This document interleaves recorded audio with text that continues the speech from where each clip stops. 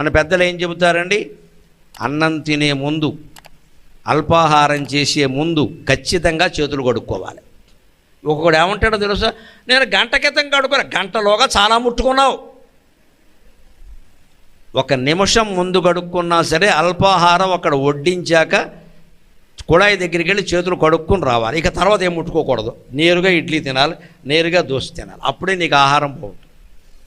ఈలోపు మళ్ళీ ఫోన్ ముట్టుకున్నావు అనుకో, ఫోనుకున్న చెమట నీకు అంటుకుంది, ఈ చెమట దానికి అంటుకుంది.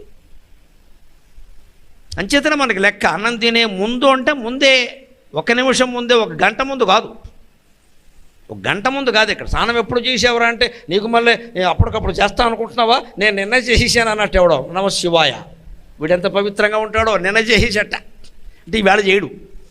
నీకు మళ్ళీ అలా ఆలస్యంగా చేయను, నేను ఎప్పుడు ఒకరోజు ముందే స్నానం చేస్తా. ఒకరోజు ముందు స్నానం చేయడం ఏంటి, ఏ రోజు గారు చేయాలి కదా, అదంతే.